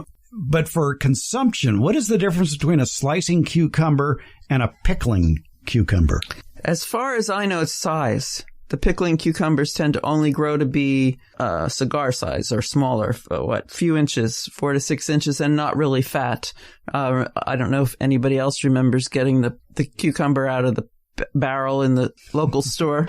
Boy, for a second there, I thought you were going to say Cracker Jack box. I never got one of those in a Cracker Jack box. You can, if you had that experience, you can picture the size of the cucumber. What we buy in the store now is all cut up in various ways. But I have pickled cucumbers that are regular slicing cucumbers, and I probably didn't get the texture that would be pickle connoisseur might look for, because the amount of water in the fruit, et cetera, et cetera. But I just would pick them young and pickle them, or slice them and pickle them when there were a lot left. One nice thing about cucumbers, because they require a warm soil in order to get started, they actually mature rather quickly. Yeah, they're fast growers. They take off once they're out of the ground, as long as they have nutritious soil and about an inch of water a week. So what, 2 months or so? 2 months to get a fruit, yeah. Yeah, okay. All right, so you could plant in June and have cucumbers by the end of August. Mm-hmm. Yes. It's cucumber planting season then. Do you plant them the same way that you would plant zucchini or summer squash, 6 on a hill and then thin out to the strongest one, or ignore them? I don't see discussion of the hill as much, but several in one location and then thin out, and then you need to space them. Depending on whether you're going to trellis them, they could be as little as 12 inches apart if you're going to grow a vining cucumber on a trellis, although I find that a little close, or letting them sprawl across the ground, in which they need to be 5 or 6 feet apart. That brings up another good point. We have received a lot of emails in the past of people who grow cucumbers on trellises, and they seem to really like that. Yes, I like that. Tell us about that. They have tendrils, which occur in the leaf node where the leaf is attached, and they can wrap themselves around something thin. They can't wrap themselves around, let's say, a piece of bamboo. That's a little too big, but something thin like a cattle panel or string. Some people make a structure and have string hanging down from it, and when they touch, it's a plant response to touch. They'll wind themselves around the trellis. If you don't have the right diameter thing for the tendril to twist around, you can always use. I used to use old stockings, which I don't wear anymore, to encase the fruit and tie it up, or to tie the plant itself to the structure that you're using as a trellis. Here in the 21st century, we would use out-of-date USB cables. There you go. Yes. Or I've seen, this is for Melon, but baby underwear, children's underwear, to cradle the fruit. Oh, that's clever. Yes, I thought so. Out at the Fair Oaks Horticulture Center, they have repurposed some old umbrella frames. You know how umbrellas get torn in the wind, but the frame is intact. So they have mounted these umbrellas in the soil and run strings down from the bare arms around each, anchored the strings or small rope into the ground, and allow either beans or cucumbers or whatever to very clever spiral their way up to the top. Nice. I would think I would want something stronger, like you mentioned, a piece of cattle fencing or some sort of 12-gauge wire, 6-inch mesh, maybe even concrete reinforcement wire, which is a little flimsy. Right. But you could still do it that way. One year I grew it on a trellis that went above my head. And of course the plant grew up there and then I couldn't reach the fruit. Oh. So beware. Okay. Yeah. I wonder if it would work on a pallet that has been placed on an angle and supported by T-posts. We talked about that with Gail Pothauer recently, Master Gardener. She was using it to grow butterbelly squash. Okay. And it had no trouble attaching to the wooden slats of the pallet and crawled right up. Now, I don't know if a cucumber would do that, because you said it couldn't grip a tendril, bamboo. But a squash typically has a tendril as well. Yeah. So maybe the roughness of the wood leaves little splinters that they can wrap around. Both for the plant and in your hand. Yes, right. All right. Let's talk about some cucumber pests that might come your way. According to the University of California's Integrated Pest Management site, among the invertebrate pests that can attack your cucumbers, it includes aphids, armyworms, crickets, cucumber beetles, cutworms, darkling beetles, dried fruit beetles, earwigs, flea beetles, grasshoppers, leafhoppers, leaf miners, loopers, nematodes, seed corn maggots, snails and slugs, spider mites, squash bug, stink bug, thrips, white flies, wireworms. What are your favorites on that list? Wowee, that's a lot of things. Yeah. A lot of those are sort of, I want to say, generalized pest problems like aphids. You'll see on many things. Cutworms are just like seedlings. And so when you plant the seed in the ground, you put a collar around it of some sort. I have this box of mini Dixie cups in my house, and I came across it and thought, what do I have that for? Well, I used to pop the bottoms out and put the little cup around the seedling, because cutworms, you have to push it into the soil. Cutworms travel near the surface of the soil over to the seedling and chew around the stem. Do earwigs do the same? Earwigs get a bad rap because they are usually going after dead organic matter, and they're only going to go after a plant if there's nothing else there. Yeah, right. If you don't have a lot of organic matter for them to eat, then they'll go after a plant. Yeah, right. So a Dixie cup would solve that issue for that. Well, or no? I suppose so. I don't think they could get into, they climb, you find them in buds and things, but I don't know that they could climb a Dixie cup. The other thing my mother used to use was half toilet, the toilet paper tube that's left over when the toilet paper's gone. And that's another way to trap earwigs as well. Yes, it is. If you put moist... Yeah, moisten it up and stick it in a dark place near where they are. They might just crawl in it. They go in there during the day. Yeah. Yes. So that's a possibility. However, you bring up an interesting new sport that may take off in fraternities, which would be to take a Dixie cup, put it upside down, and have earwig races to see if they can crawl up and a Dixie cup, especially if it's actually placed upright over a plant, because that way they'd have to sort of grow out. Yeah, they'd have to climb out. Right. And it's waxy. Yeah. And, you could toughen it up by having a moat below that of vegetable oil that they would drown in. Yeah, if they fell, that would be the end. Yeah. So. Right. There are traps for earwigs. Aphids, you hit them with a hard spray of water. And the thing, if you're growing on the ground, they are always on the back of the leaves. They may be in other parts of the plant too, but if you've got aphids on a cucumber, they're going to be on the back of the leaves. And that's a hard place to spray with water if you're growing on the ground. Cucumber beetles seem aptly named. Yes, they do. They do. And I can't say I've ever had them as a problem. But they also have a lot of close relatives as well. The squash bugs go after that as well. And the problem with cucumber beetles is just glancing at it, you might say, oh, look at the cute ladybug. And it's not a ladybug. Right. It's a western spotted cucumber beetle. Right. And there are spotted ones and striped ones, and they can introduce a bacterium into the plant. So that is one that you really want to have some control over. Now, it says here, according to the University of California, that most older plants can support substantial numbers without serious damage. The best strategy for most vegetable gardens may be to place protective cloth over emerging plants and remove it when the plants are old enough to tolerate damage. There you go, row covers. Row covers, yes. Yeah, that would work for a lot of pests. Yes, it does. Keeps them away. Well, since we're on the subject of bad voodoo for cucumbers, the diseases that can strike cucumbers as they're growing in your yard with sad names like damping off, powdery mildew, downy mildew, Phytophthora.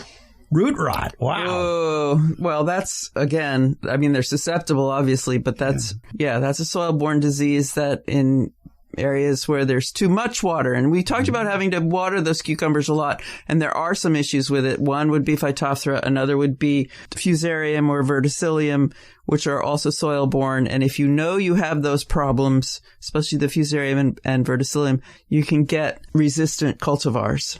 So look for letters like V, F, or N. Right, right. To avoid diseases, right. Yeah. The Phytophthora is kind of, many plants get it, yeah. and you need a lot of standing water. Another plant problem for cucumbers is alternaria. It's a leaf spot. The older leaves will turn brown and get crispy and start to fall off. And that's due to that needs water. And many diseases do, bacterial and fungal, need standing water, meaning a droplet of water on the plant in order for the spore of the disease to germinate and enter the plant. And so if you're irrigating overhead, and I use micro emitters. I know you don't, but I do in my garden.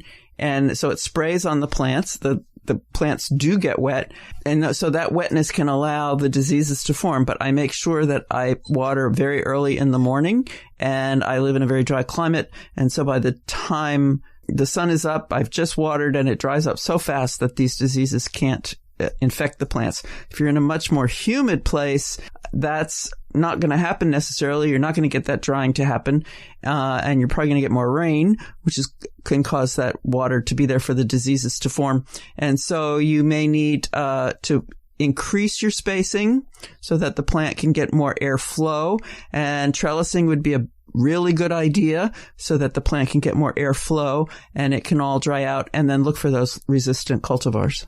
Yeah, I'm surprised at some of the recommendations on the back of some seed packets for cucumbers talk about thin them out so that they're 5 feet apart. Yeah, well, that would be if you're not, I would think, if you're not trellising them. Right. Although the plants, we put them in and we've got these little tiny plants, but they get big by the end of the season. Well, there's that too. And then there's the process of thinning them out. Much like zucchini is, I'm not going to hurt that little plant. Right. People don't want to thin. Thinning should be cutting the plant at the soil level with a sharp tool like scissors or pruning shears, leaving the roots alone so that you're not disturbing the roots of the one you're keeping. And I don't know how many people I've said that to, and then I watch them pull the plant out and move it to someplace else. People successfully? Sometimes yes, and sometimes no. Yeah. People don't want to kill the plant, and I understand that completely, but realize I don't plant according to the package directions. I don't plant 3 to a hill and then take 2 out or whatever. If I'm suspicious that my seed is old and not going to grow very well, or it's something that's difficult to get to germinate, I will plant more than one, but then I'll come back and cut that puppy out, the extra one. By the way, she doesn't literally mean a puppy. No, I don't. No. I'll cut that plant out, but I don't like, some seed packages will say plant one every 2 inches and then come back and thin to every 12 inches.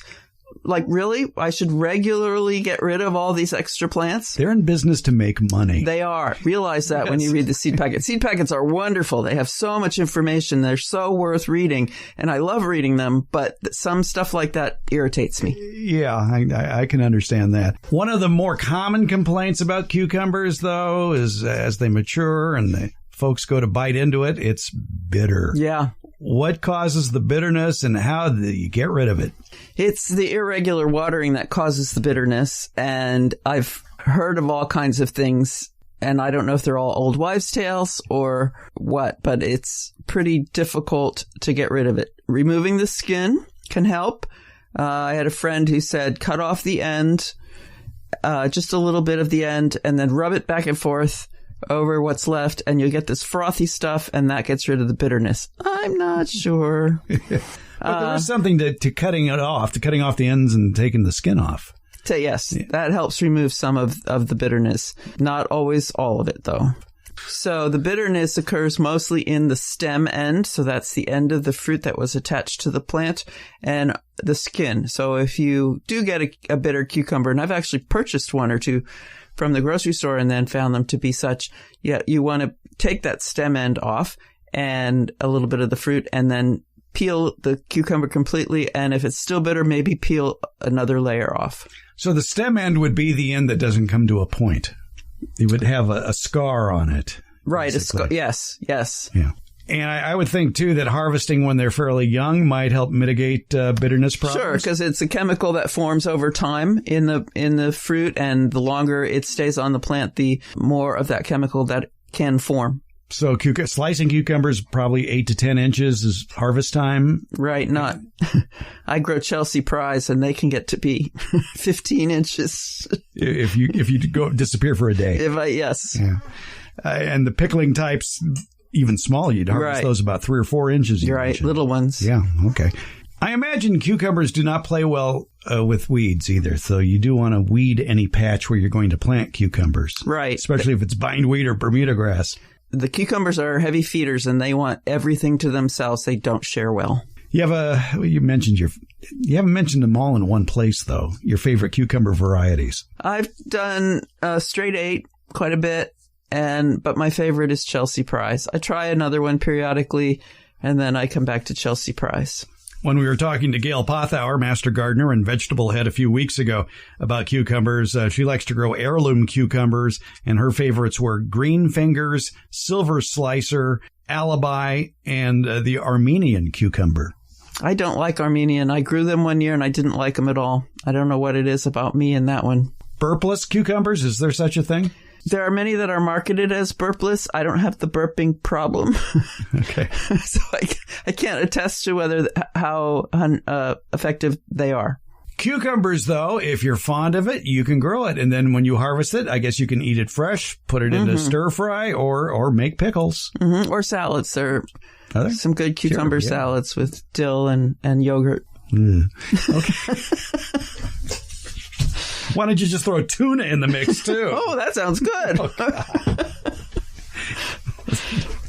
right. Anything else on cucumbers? If you're growing the cucumber, either trellising or on the ground, mulching the soil is a good idea. It helps retain the moisture that you have applied to the soil, slows down the loss of moisture from that soil. And we know we want that even moisture for the plant so that we don't get the bitterness. The other is if you are allowing the plant to grow on the ground, as a market farmer might do, because it takes more time and effort to trellis a cucumber. But you still will want to go around and maybe put some straw underneath each fruit so that they do not rot from touching that moist soil. I'm waiting for your annual vegetable buying advice when you go to a nursery, how to pick out a cucumber plant. Good because point. It's not easy. I prefer to direct seed them because if there are too many leaves, true leaves, on the plant, it's an indication the plant is root bound and it will never grow very big. So what's that mean? Often they're sold in a 3 or 4 inch pot. That's the distance across the top of the pot. And they often look like they've just germinated. So they will have what are called the cotyledons. They're 2 bean, each one looks like a half of a bean. That's the seed food that came in the seed that the plant started from. And then they'll have what are the true leaves, which tend to have pointy tips to them, and they might be hairy. And I wouldn't buy anything with more than 3 true leaves. So it'd be 2 cotyledons plus 3 true leaves in a 3 or 4 inch pot. And if I'm feeling bold, I'll just knock that puppy out of the pot carefully, correctly, putting my hand over the top, my fingers around the stem, tipping the whole thing over as if I were pouring it out, squeeze the container and pull it off. The media will be fairly well knitted together by the roots, and look at that root system. If there are lots of roots on the outside of that bunch of media I just poured out, I won't buy that plant. Especially if those roots are going round and round and round. Yes. Yeah. Can you really untangle a squash plant or a cucumber plant, or does that damage the roots? That would damage the roots. Cutting the roots, which I do with great regularity on anything I plant, would also damage the roots. And at that, they just can't take it. I did it once. I probably started it myself in a container and put it in the ground, and the leaves never got bigger than my hand, and cucumber leaves can get very big, and the vine never got more than 3 feet long. So again, with cucumbers, plant it directly and regular water. Mm-hmm. Very regular water. Very regular water, yes. I think, would that be a reason for bitterness as well, if it was irregular watering? Yes, irregular watering, and the blossom end rot would be irregular watering. But you don't want water. It's sitting in water. You want it well drained. So if you have soil that retains a lot of moisture, like clay soil, make a mound and plant on the top of the mound. I tell you what, those container-grown cucumbers sound better and better. Yeah, easier, huh? Yeah. Especially, except for the moisture. It's hard to keep a container moist. Yes, it is. But again, a pot inside a pot.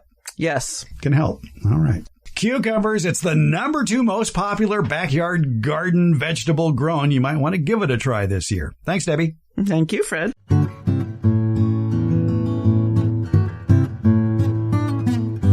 Well, there you have it. The top 5 garden basics with Farmer Fred conversations of last year. Thanks for listening to the podcast as we enter year number 5. Next week, we're talking about choosing bare root roses at your local nursery with tips on how to spot the good ones and what to watch out for. The Garden Basics with Farmer Fred podcast comes out once a week on Fridays. It's brought to you by Smart Pots and Dave Wilson Nursery. The Garden Basics podcast is available wherever podcasts are handed out, and that includes our homepage, gardenbasics.net. And that's where you can find transcripts of most episodes as well. Thank you so much for listening or reading.